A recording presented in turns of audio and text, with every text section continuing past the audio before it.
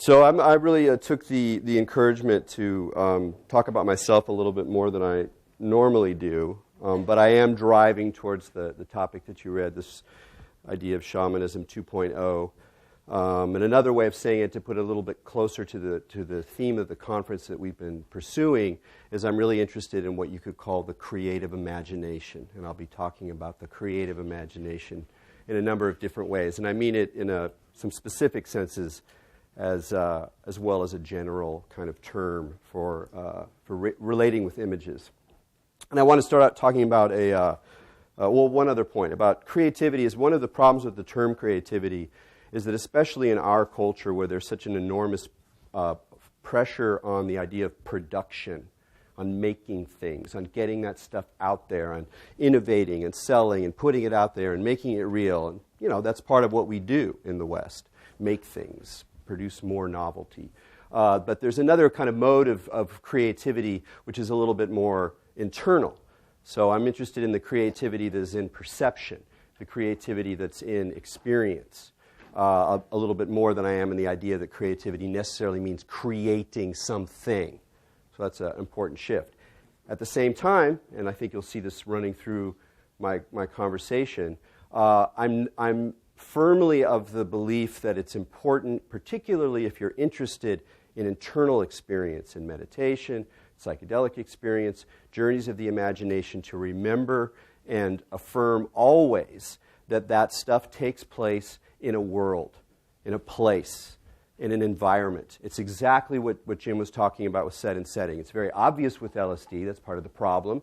How do we say whether it works? Because it's not just happening in here. It's happening in here as part of a circuit of an environment, a cultural environment, an environment with different objects, different agents, different possibilities, different assumptions. And those things always are wrapping around these internal experiences that we're more intimate with. So one of the things that I like to do, and I encourage people to do when you go to a strange city, the denser the better, is to go on what I call a dream walk. And the idea of a dream walk is you just start going through the city. You know, it's usually better by yourself, but you can do it with people too. There's different variations of this game. I'm by no means the only person who does these kinds of things. And then you kind of go, okay, what would I do if I was in a dream? Now, if you're in a dream, what do? You kind of, if you're a little bit awake, you're like, whoa, I'm in the dream. Okay, what do? You go for the weird thing. Like, what's going on? Whoa, that's a there's a portal over there. I'm going to check it out. Or there's a weird animal. Oh, it's interacting with me. Like, what am I going to do? So then you're in the city, and you're like, okay, I'm in a dream. Where do I go? And you just scan the landscape, and you're like, you see some weird shop. Bookshop. Ooh, it's in the bookshop. You go to the bookshop, and it's like there's some strange book, and it's like, that's the book that I'm going to check out. And then you look over, and there's a statue. And the statue's like, oh, yeah, it looks a little like Pan or something. So I'm going to go over and look at the statue. And then you go, where am I going to go next? You look around, and there's like a street name that reminds you of some old friend you had. And so you go to the street, and you find that if you do this, it does not take very long before you're in kind of an altered state. You're in a dream mode where images and objects kind of reach up and call out to you in a really powerful way. Now, those of you who are paying attention closely to the sort of underlying ideas of Linda's talk yesterday, and there was so much going on, it was so entertaining and marvelous, the way that she was talking about images and our relationship to images is a very profound and deep relationship, which I think of in terms of the creative imagination. And the dream walk is just a kind of easy access practice of inculcating in yourself and in the world the creative imagination, because it's not just happening in here. It's also a way that you're relating to the world, to setting up the possibility of encounters in the world. And when I reflect on my curious career, it's often sort of difficult, and I'll kind of go through it a little bit. I realize that in many ways what I've been doing is kind of a dream walk through culture, through technology, through our world. And so, because you can do a dream walk in the forest, absolutely. It's a marvelous experience, but it's very different. And I'm kind of more of an urban dream walker. I like that density of history and machinery and gods and bodies. And I realized in a lot of ways that's kind of what I did. So I grew up in a peculiar situation, which I very much enjoyed. Late 70s, early 80s, Southern California beach town, the sort of, in the kind of sort of autumnal wreckage of the counterculture. So there's all these marvels around, cheap paperbacks with all of the countercultural arcana, all the great books that you're supposed to read, and weird little flea markets. And there were all these strange characters that I would run into, people doing meditation, and we go to the Hare Krishna temple, and there's all this sort of spiritual wonderland, kind of theme park of the spirit. And so this was all, it fascinated me, and I was drawn to those things that seemed magical and strange and enchanting. And my pop culture ingestion, Rex was talking yesterday about about John Carter of Mars, and I was a total science fiction fan, and I loved H.P. Lovecraft. And for me, like, the difference between imaginative fiction and religion was not very evident. It was all sort of part of this kind of imaginal exploration. Now, I'm probably not going to surprise any of you to say that I began using psychoactives at a sort of disturbingly early age. I first took LSD in Halloween of 1980 when I was 13. And one of the outcomes of this is that the kind of thinking that one does, one learns to do in psychedelics, certain kinds of pattern recognition, an increase in this creative imagination, the ability to be in a space and be sensitive to the possibilities of imaginal encounters, of objects or trees or faces in clouds beginning to sort of talk back, to have that kind of relation that pops out of the normal world of objects and becomes an I-thou, like Jim was talking about. He mentioned the I-thou, and especially the dash, the relation between the I and the thou. And that can happen with all sorts of things. So that was a very interesting thing that set me going, that in some ways I never got out of, not in the sense of consuming drugs all the time, but that I was sort of fundamentally hardwired, in a way, with a druggy way of perceiving the world, and which I'm very grateful for in many ways. Even it's an incredibly un-PC thing to say, but I think in many ways adolescents are better off taking psychedelics than the older people, because they have less to lose. They're used to, as long as there's a supportive. I was blessed with a supportive environment. I'm not going to say that this is a good thing to do in all kinds of environments. And for us, it was very much an attempt to generate a rite of passage. So we read Carlos Castaneda as a kind of like framework. So we knew that death was over our left shoulder, and it didn't mean that we held to it like a religion, but there were these ways of enriching our experience that really encouraged me to look at culture and the whole history of culture as a sort of site of a possible initiation. So I went to Yale with the intention of studying music and mathematics, but I was seduced, once again, and this keeps coming up in my life, by the imaginal richness of romantic poetry and the sort of spiritual challenge of philosophy. And so I ended up doing this kind of highbrow stuff. And I was kind of on a course to go to graduate school, but I was sort of horrified by the whole thing, and I was sick of being in school, and it just really wasn't doing it for me. And I had begun writing for a student paper about rock music. But I wrote about rock music it was where my id got to come out. I'd write all these highbrow papers, and then I would write about Nick Cave and the Bad Seeds, and I would totally get into all this crazy, nasty purple prose, and I was really addicted to it, and that's what drove me forward. I followed my weird. And my weird led me into this interesting kind of life as a culture critic, writing for the Village Voice. This is where I first became aware of Linda's work. We were both in the alternative weekly world, which is a wonderful and sadly, nearly vaporized form of cultural activity. And I wrote about everything. I wrote about television and heavy metal and philosophy, but almost everything was animated by some kind of weirdness, some kind of call, some kind of imaginal search. And this led me also into subcultures. A lot of the pieces that I did that were the most enriching, some of them are in Nomad codes, had to do with my fascination with subcultures, and particularly subcultures that swirled around the creative imagination, psychedelics, spiritual exploits. So I was really, I wrote an article about Star Trek fans, but a particular subset of Star Trek fans that were Klingons. They're into being Klingons. And I found out that a lot of the Klingons were into occultism. And so they were themselves pagans, magical practitioners, but they sort of bring in their paganism into these crafted Klingon rites. Now, you can think about that for a while. I mean, it's pretty interesting, the way that we can take cultural objects that have an imaginative character, that clearly have it's science fictional, so there's some kind of science there, but it's also very much a fantasy and very much a call towards supernormal powers, towards alien creatures that we have interactions with. So it's a fascinating world. Well, let's try to play in that world. And so now we're in these characters, and it's kind of goofy and nerdy and all that. And then it's like, well, let's sort of do like an occult ritual. Like, that is a very powerful expression of the way that the creative imagination continues to work through our modern condition, which is usually considered to be one that is disenchanted.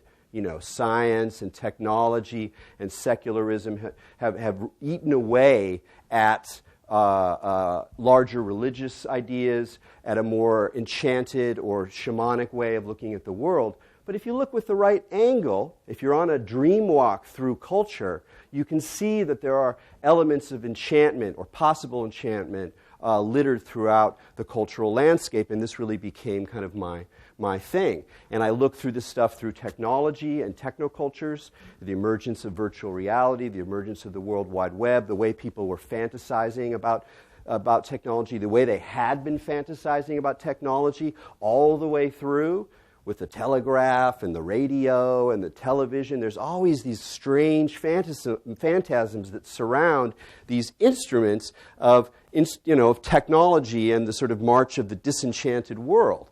So that was a fascinating thing. It led to my first book called Technosis. And this fascination led me into Burning Man really early. Burning Man for me as a kind of anthropologist of cultures of imagination, or cultures of consciousness, I call them. As a kind of pop anthropologist, there was nothing better than Burning Man. I went early on when it was 2,000 people gathering in this void in the Nevada desert, and watching this evolve literally into a city over the years, develop complexity, develop social complexity, develop layers of different forms of status, of different forms of expressing art. Watching technology people come into what had been originally more of a sort of post-punk industrial kind of vibe, and creating these new kinds of spaces. It was a marvelous experience of the possibility of creative imagination inside of our culture at large. And so, I've been doing this for a long time, and at a certain point I was like, okay, I'm going to go, I think it's time to go to school. I got a good invitation. My advisor writes about Esalen and the paranormal. He's actually weirder than I am, which is, pretty cool for a graduate school advisor. And it's also been a very interesting thing to go into, for me, in some ways, going into the academy and absorbing that kind of language and that kind of culture is sort of like moving into the enemy's territory, because something happens to your language as you move into this space. It becomes there's more pressure on it to be acute, to be very specific, and often to be much more skeptical. And one of the academy, and not just among scientists, but also amongst humanists and social sciences, are exceptionally secular, exceptionally disenchanted vis-a-vis the population at large. So in some way, I'm like sneaking through and going, okay, I can, wear the tie, which I'm not wearing today, and I can, talk about Weber, and I can talk about this stuff, but I'm still on that same hunt. I'm still looking for those dream fragments, but I want to do it in a different way, and I want to have different kinds of conversations. So now I'm going to put on my historian of religion hat, but just with one line about the discipline of the historian of religions, which is associated with Mircea Eliade. Probably some of you have read Eliade.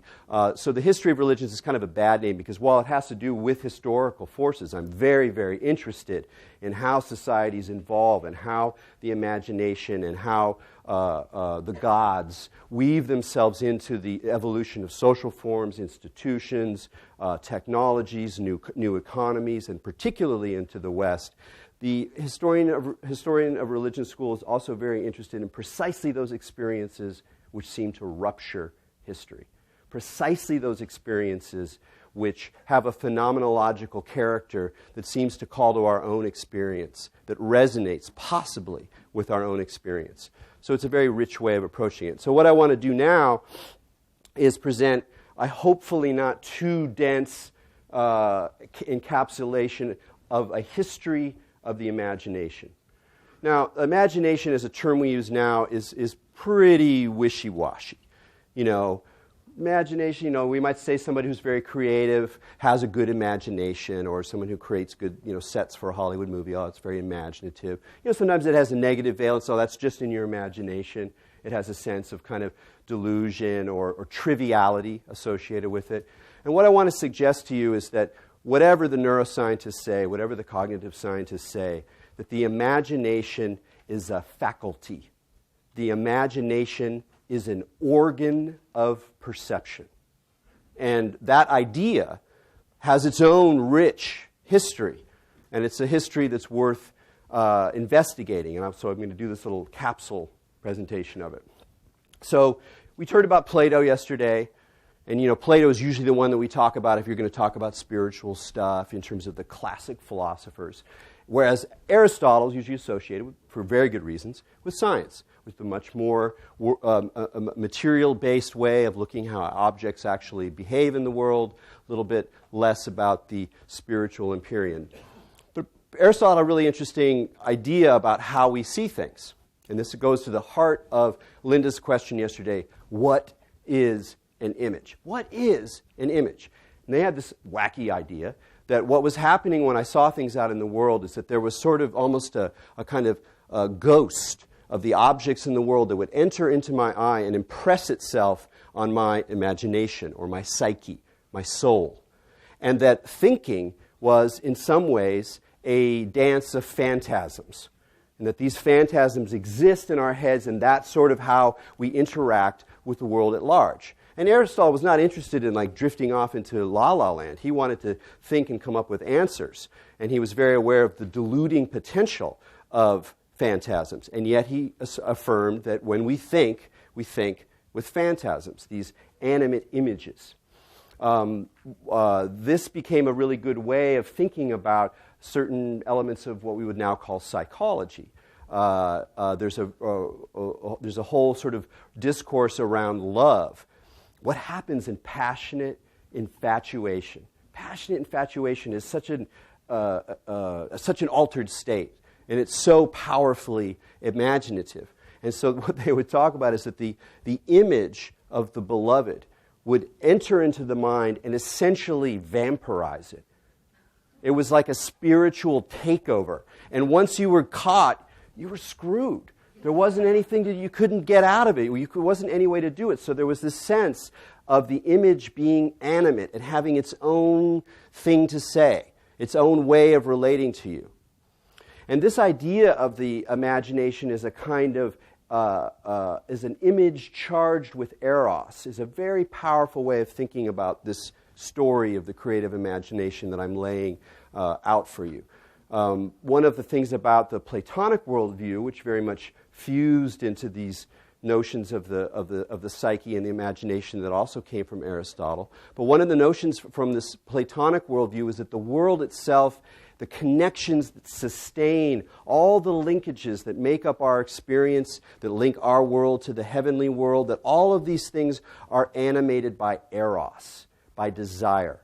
Not just sexual desire, but desire taken as a sort of fundamental principle. So we're in this realm where there are images that are animated with some kind of desire, some kind of power, and we're interacting with them. That's how we're dealing with them.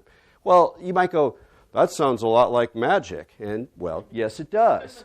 It is magic. It is a kind of way of thinking about what the occult is, although it's not necessarily the best word. The place where we see this really take off in Western history again after the kind of eclipse of antiquity is during the Florentine Renaissance. when the Platonic material comes back into the West, people start translating Plato again.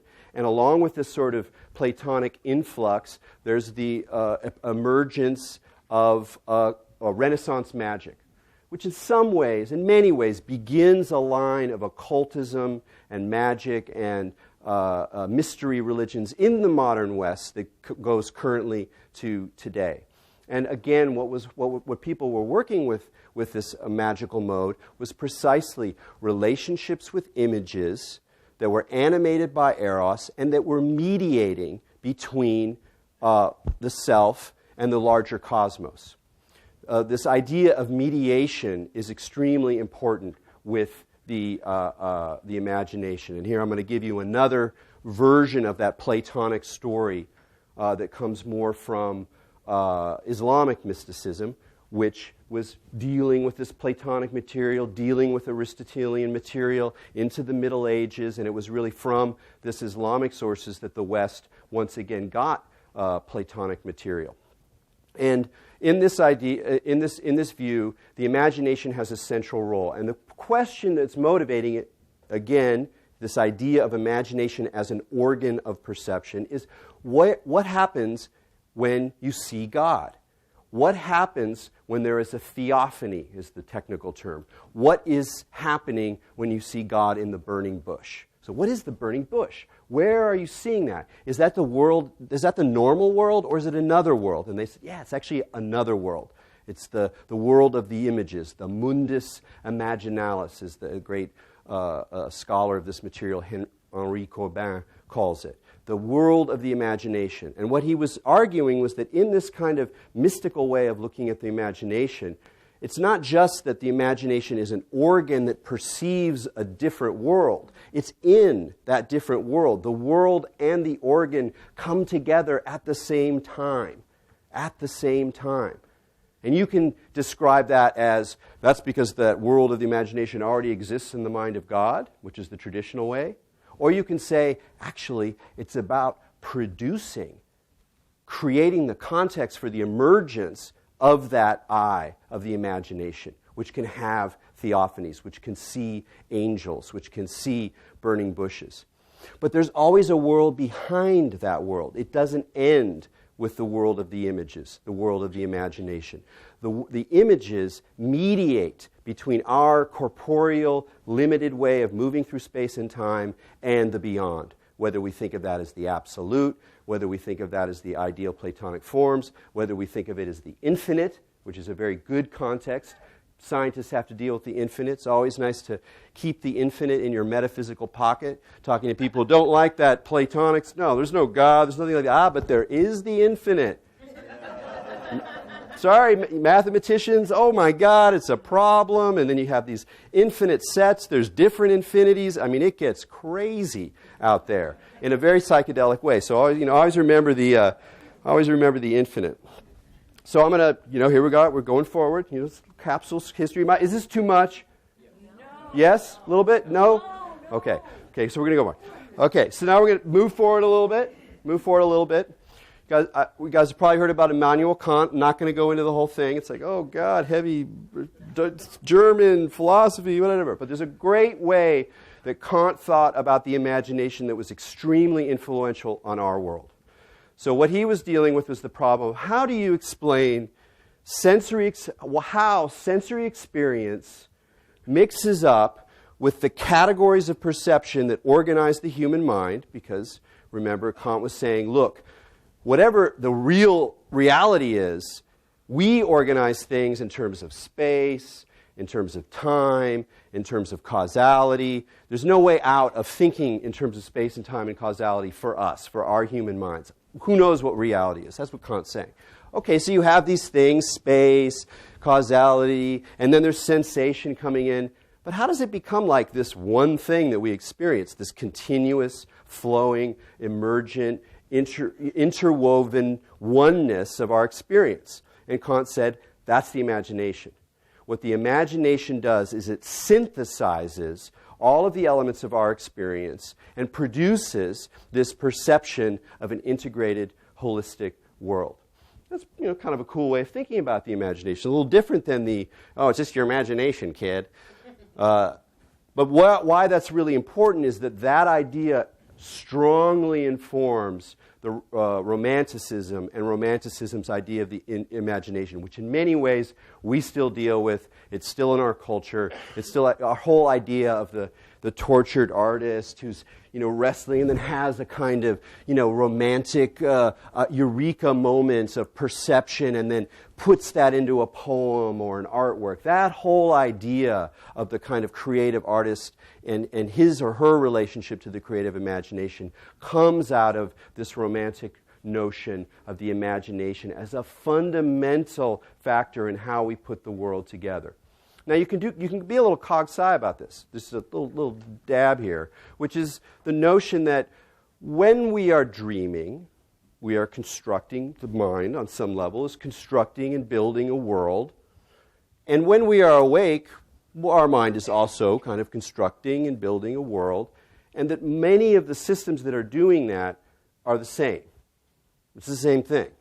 We're in a different situation. One way of explaining it is that when we're awake, we're getting a lot of sensory feedback that's saying, it's like I'm basically hallucinating now. It's just that there's constantly sensory feedback going, no, not quite. No, this is what's happening. No, that guy's sitting there. He's not moving. And I'm like, yeah, what is it? What's going to be? Whereas when you're dreaming, you're not getting that sensory feedback, and it just goes all over the place. So that's just one way of thinking about how the world of the sort of uncorked imagination and the world of ordinary reality aren't necessarily quite so different. Now, jump ahead again. Late 19th century, one of my favorite things that Terence McKenna ever said. He said, something very peculiar happened at the turn of the 19th century, which was the emergence of the moving image in three extremely important ways. Psychology, or depth psychology with Freud, cinema, and the first Western exploration of psychedelics with the early research into mescaline. And so what he said was, like, what's happening here is that there's a new emergence of a new way of dealing with the moving image. The moving image. But from this deep idea of the creative imagination that is triggered by images that are animate and have intensity, that have value, that have connection.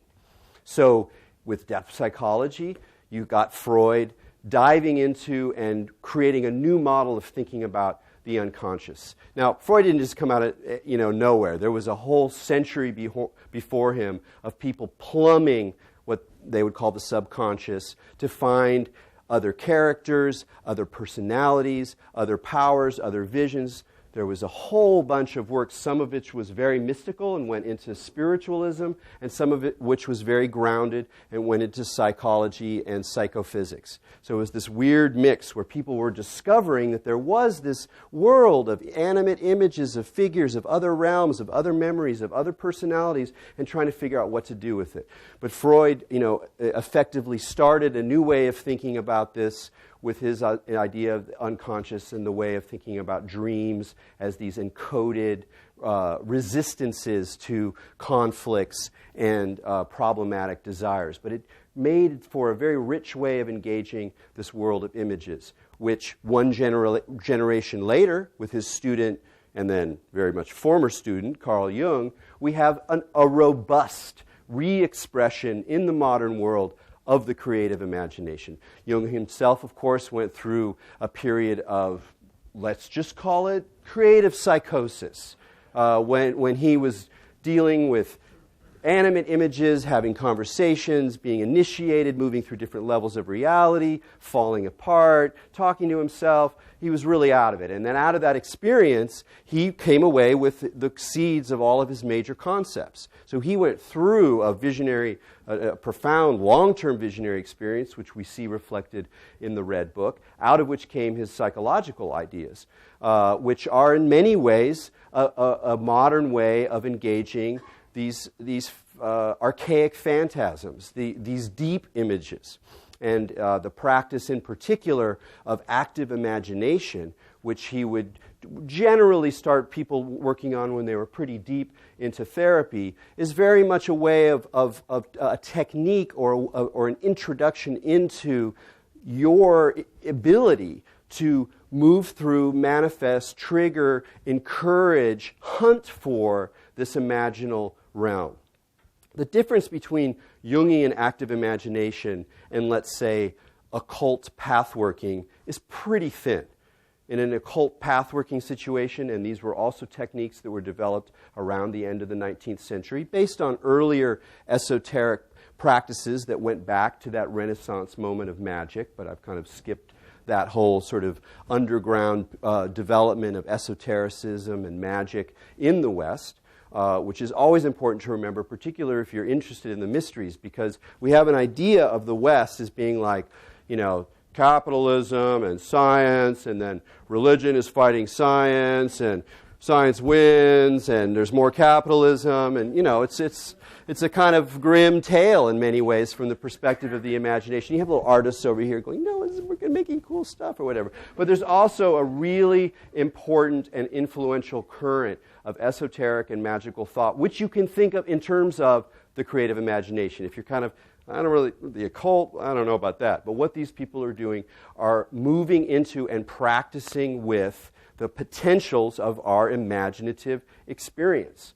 And in the late 19th century, there's this flowering of occultism, which really goes into the 20th century, that feeds the counterculture, and that in many ways is still alive and animate in all sorts of neo-paganism and different ways that people do light work. And a lot of those practices that we associate with the New Age come out of this exploration, which in many ways is deeply psychological. It's very modern. It might believe that it's, tapping into the archaic astral orders of some Egyptian, arrangement of God forms. But in many ways, it's also using and deploying this new thing of the imagination, or the sort of psychological potential to explore. So we have that depth psychology. And then we have cinema. Remember how I said that imagination is never just about what's going on in your skull. It's also about the world that you're in. And that might be the world within which you encounter images, that statue out of the corner of my eye of Pan, and then I go over to it and something seems alive, something seems connected. A little tangent here, another version of the dream walk that's more available because you don't have to be in a weird city is when you go to a museum, particularly a museum you don't know. Do not act like I have to go process this painting. Oh, I'm going to read the thing. Okay, now I'm going to go over and process this painting. Oh, that's pretty cool, and I'll read about it. No. You go through. It's a hunt. Where are the images? The images are here. There's, oh my God. Oh, and don't read it. Just be there with that thing, and it'll tell you what the next image is to look at. And it's right there. That capacity is right there. So in this world where we encounter objects that resonate with our own imaginative potential, there are also machines. And those machines are themselves involved in the production of images. If you go back again to that era of Ficino and Renaissance magic, those guys were totally into optics. They loved optics. They loved the fact that you could put shadows on the wall. They were totally into camera obscuras and magic, what would later call magic lanterns, which are primitive cinema devices, except they're just still images. But you could make these phantasmagoric displays that would happen. This is 100 years before cinema. People would have these events called phantasmagoria, and you'd go and it'd be all ghoulish and spooky, and there'd be coffins, and you'd look on the wall and there'd be spirits, and you could do these different projectors on top of each other to create the sense that these spirits are moving. And these were done as entertainment. They're done as popular culture. They're not saying that there's some kind of esoteric power here, but it's the same thing. It's playing with the imagination. It's stimulating the imagination, except it's doing it from the side of technology, from we can make this effect. There's nothing spiritual here. We're just making this effect. And these two worlds are very close, very intimate. So it's with cinema, right along schedule with these other emergences of the moving image, that we have to acknowledge that in the modern world, our ideas of the imagination, our relationship to the imagination, the very site of the imagination is itself bound up with technology. We're in relationship to the imaginative potential, the psychedelic potential of technology, which raises a lot of problematic, issues. I'm not giving you the sort of dark side version of a lot of this stuff, and at the very end, we can probably talk about it and maybe do a little bit in questions. And then, of course, we have the psychedelics. We have the emergence of psychedelic culture. And one way of looking at psychedelic culture, and this leaves aside a lot of very important aspects of it, so it's not like the sole way to look at it, but one way of looking at it is it really is a culture of the creative imagination. That what's happening when you're on a psychedelic, or one of the things that's happening, is that your visual, imaginal, cognitive field amplifies the potential meaning and animation of images. So I remember very strikingly when I was a kid walking through around the beach by myself at night in Del Mar, and I just went under an underpass. It was just like nothing. It was just like some underpass. Road was going over. There was a river going into the ocean, and the way the relationship of the pillars of the overpass were pretty much close to the golden triangle. The golden rectangle. And suddenly the whole thing became this kind of temple. And the temple emerged because of the relationship of these actual objects in the physical world that were set in a certain relationship that triggered an image. And that image grew denser. And there's a relationship with that image, and the very acknowledgement of this kind of imaginal density produces the opportunity for a visionary portal, a world, and a way into this sort of Greco fantasy that then unfolded. That's just one way of looking at it, that the visual effects that you have on psychedelics are in many ways sort of little neural technical tricks that set in motion the kinds of imaginal processes that lead to deeper encounters with the imagination, and particularly with animated images, i.e. entities. What is an entity? What is a being that you seem to perceive? And you're like, oh, I can't get out of that seeing that I think it's seeing me. So what do you do with that relationship when suddenly in the midst of phantasm, in the midst of exploding imaginal fields, abstract images, whirling spirals, there's a face, and the face is looking at you. This happens in dreams too. Some of those crystal clear dreams where you meet someone and it almost feels like they're also like from the real world dreaming, and they're like, yeah, you're dreaming. Yeah, you're here. How's it going? What's up? Those kinds of encounters I think are extraordinarily powerful, very interesting, and they have a heck of a lot to do with what the religious imagination is. Precisely those kinds of encounters, and without granting them some kind of reality. I definitely met the God omnibus when I was high walking down the side of the road. No, but there's an encounter with an animate image, because the imagination is sort of tricky. It is a trick realm. These are appearances. And there's always that sort of side of delusion and trickery and masking and phantasm in that world. So that's very much a part of it, and you see it very much in what I'm going to turn to now, which is the kind of last part of the talk, which is shamanism.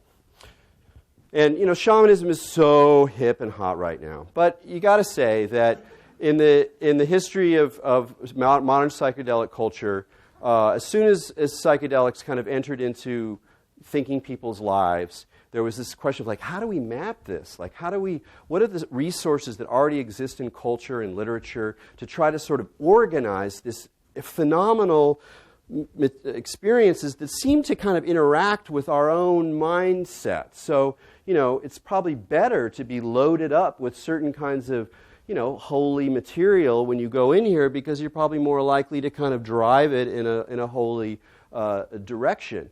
If you think about the classic description in Huxley's Doors of Perception, he's sitting there, he looks at the chair, and then the chair becomes this apocalyptic object, and then he uses this language that comes from the Tibetan Book of the Dead. And you're like, okay, now, what was actually happening? Well, Huxley was a very well-read guy, and so he's having this experience of like time and space melting, the sense of imminence, everything's closing. This is kind of a psychedelic temporal pattern, but he has this extra cultural overlay to sort of give it more flesh and resonate and allow him to kind of carry it back in many ways.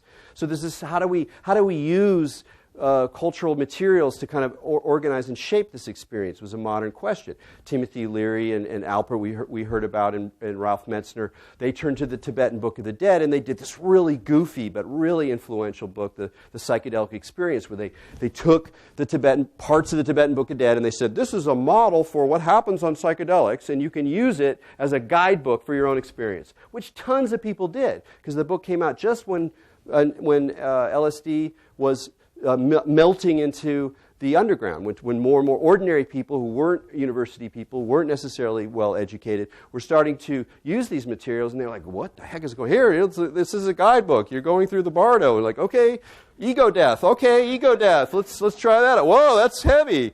So you have this relationship to maps and models that go through, and there's interesting questions. How valid is this? How far does Buddhism help understand the particular phenomenology of psychedelic experience? That's another conversation. I'm not going to go there.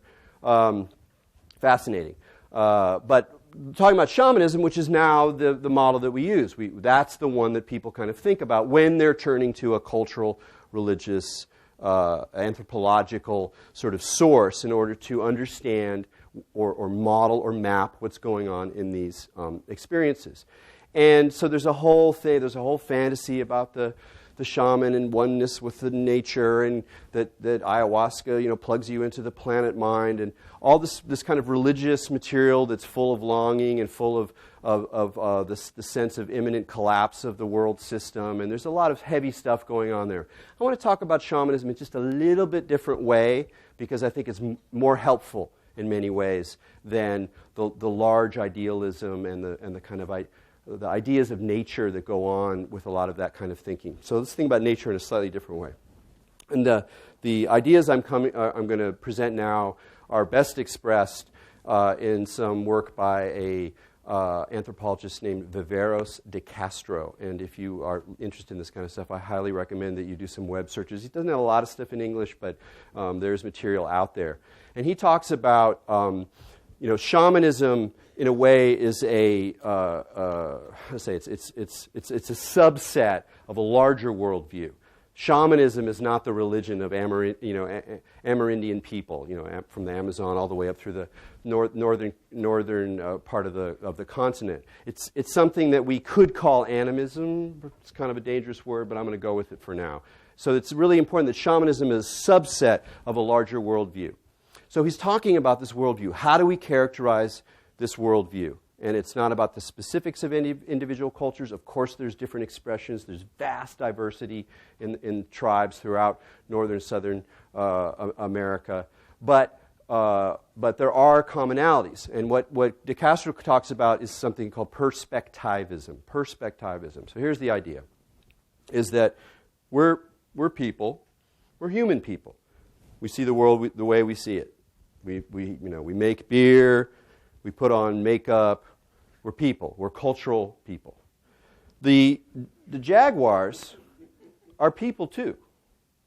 They're people too. In fact, for a jaguar, when a jaguar is drinking the blood of its prey, it's having a beer. When the eagle, flies through the air with its feathers and its might, it put on a cool costume. It's good clothes. That's the clothes that it puts out. Because it's people too. All right, that's a pretty interesting idea. Let's go a little bit deeper into that. What does that actually say? Well, let's reflect on it. For us, we go, okay, that's a nice story. Great. That's the way they see the world. What's the idea beneath that reaction? It's the world we live in as modern people. It's the schema we live in as modern people. And here's how the schema goes. There's one nature out there. There's nature. It's under the realm of necessity, of natural law. It's singular. It's substance. And then over here, there's culture. And we're like culture creators. And everybody has a different perspective because there's different cultures.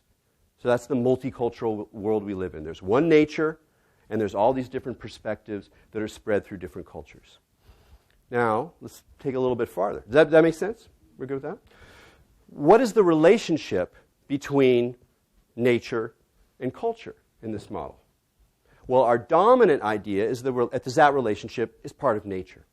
If we have culture, if we behave in certain ways, we like to wear clothes in certain ways. Why? Because we can look at it, we can say, yes, we're primates, and the primates came out of we have these genetic predispositions to have certain levels of status and to move through primate environments in order to maximize our potential for reproduction. Well, those are naturalist explanations. That's saying that beneath the layer of all these different cultures, there's nature. The relationship between culture and nature is natural. For the Amerindians, it's different. There's one culture. There's people. And you can encounter those people. It's not that there is a nature out there and a culture in here. It's like took a while for anthropologists to do this, to do justice to that worldview. You can't say that they see something natural and then put a cultural idea on it. That's not even in the schema that they're working in. Nature is cultural.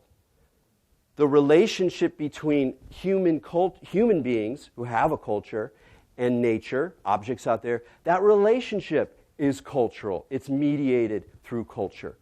So not only does the jaguar drink beer when he's eating his prey, but from the jaguar's point of view, he's the person, and we're these weird things over there that are maybe they're they're culture, I guess, but they're like these strange creatures. So the idea of being a person really has to do with your perspective. It's not about being in this kind of body. Personhood and the capacity to meet persons, to meet other kinds of beings, is inherent in the schema. So then what does the shaman do? The shaman is the one who is able to take different points of view. The shaman is the one who has the courage, tenacity, and skills to actually slip into the jaguar point of view, which is extremely disorienting and very dangerous and weird. And this game is very much a game of appearances, of visual displays, because in the shamanic worldview, you don't ever really know exactly what's behind the costume. Because on some level, everybody's wearing a mask. Everybody's wearing a mask. And you can't quite trust everybody. There's this little bit of suspicion beneath that worldview. And that's something, again, that the shaman takes on. He deals with the heavy challenges of mediating between different points of view with the goal of sustaining the larger network of relationships that keeps people happy and alive. It's a profoundly relational view, and that those relationships are primary and they are person-like. That I-thou relationship which Jim mentioned in terms of people, there's sort of a phase of LSD use when there's this kind of amazing connection with the other through the eyes and this melting. That I-thou relationship, which is a relation, which has this kind of power, that I-thou relationship is with animals too, and with plants, and with natural phenomena. Everything is potentially a person in that sense. An imaginal being that also offers the opportunity for a genuine relationship, for a real relationship that's sustained through cultural practices, through ways of being in the world, through questions, through information. And so it's a very, very different way of looking at it. And I encourage you to think about, and this is what I'll end with, I'll encourage you to just sort of play with this idea of where's nature really? Is it really just this one thing?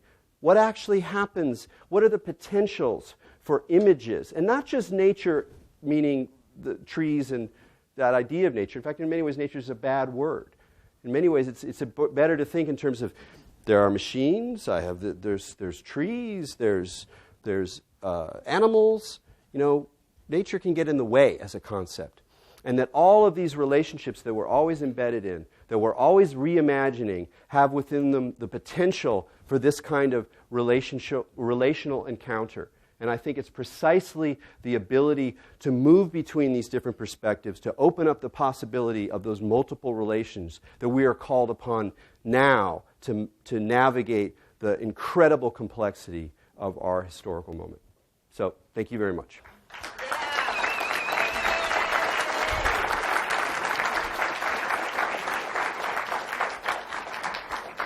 So we have 10 minutes.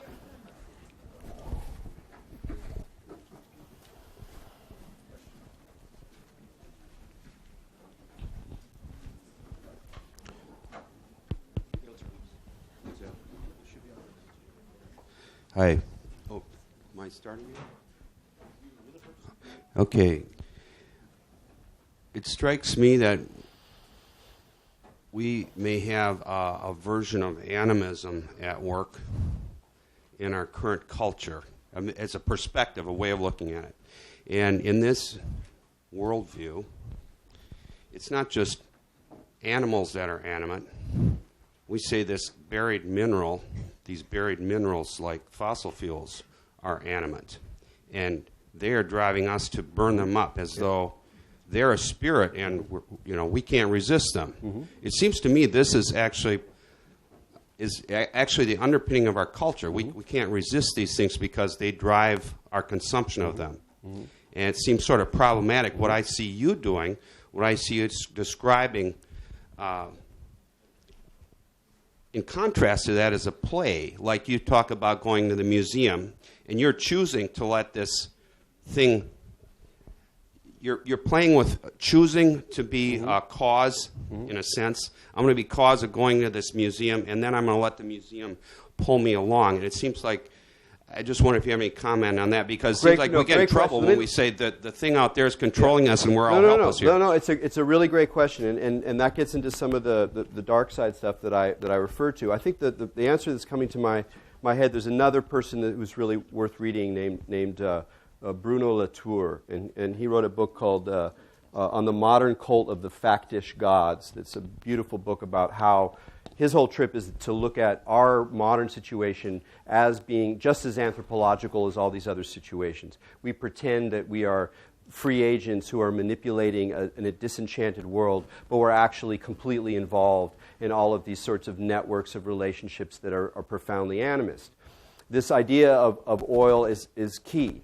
There's a wonderful, crazy, like impossible to read science fictional text, and I'm not even going to remember the name right now. It's like philosophy and science fiction together, but the whole idea is that the oil are like these dark jinns, and we've let them out of the bottle.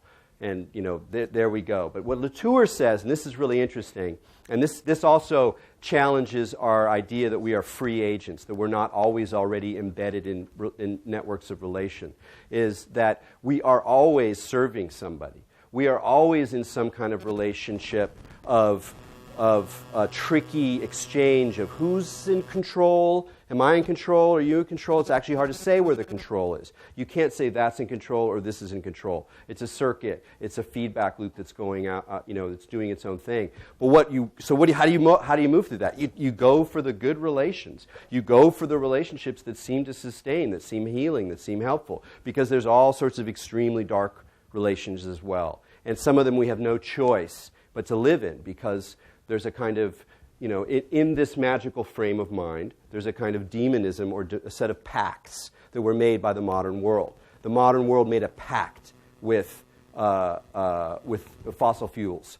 It's like, okay, we're going to do this. And the fossil fuels are like, are you sure about that? And you're like, yeah, we're going to do it. Okay, here we go. And pacts are always tricky. They're always dangerous. You don't know exactly where they're going to go. And so there is a certain kind of a little bit of a skepticism or a little questioning that goes on with what are my relations? What is my relationship with this cell phone? What is my relationship with this smartphone? How am I actually, who's in control there? Who's actually doing that? So I choose to buy this device. It absolutely transforms my world, my relationship to time and space. I'm not really thinking about that, but I made that pact. And I might not have made it very intelligently. And then I'm kind of stuck. And there's all sorts of relations we have on a very individual level, but we also make them on a cultural, societal level, and many of those we have very little control over. Thanks for that question.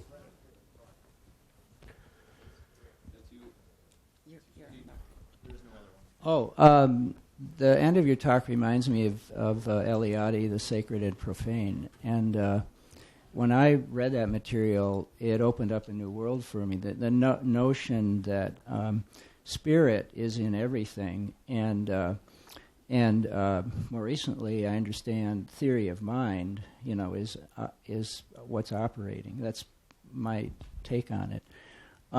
As a materialist, I see the dark side of that kind of supernaturalism, and so I think I can appreciate it. I find it inspiring in many ways, but personally, I don't want to adopt that kind of supernaturalism. Right. I'm going to respond to that in a couple ways.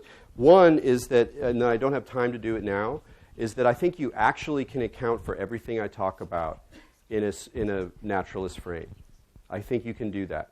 And I'm not defending the whole Amazonian way of looking at the world necessarily, but I do think that there are ways in which we are always already embedded in relationships that have in them a kind of animist quality, meaning that agency is distributed through the network of relationships. Now, how we think about that agency is different. We can think about it in materialist terms, but like the production of a fact in a laboratory, what's actually happening there? Well, the fact emerges out of this whole network of relationships. There's the instrument, there's the way they're recording it, there's the way that they're distributing that to the world at large. There's agency distributed throughout that field. In order to really account for the production of a fact, you have to talk about all that agency. Now, whether or not you animate that agency as a kind of character that one is interacting with, in a way, perhaps is a bit of an individual choice.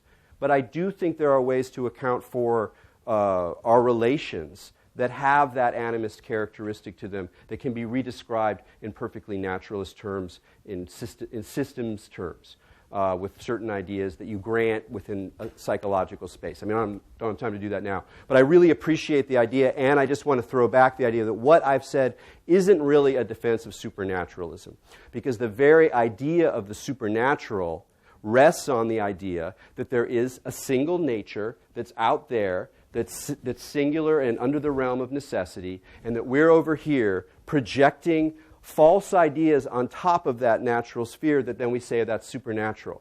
But if you're really going to talk about an Amazonian worldview and really give it cred, give it justice, you can't use the word supernatural because they're not even in that schema in the first place.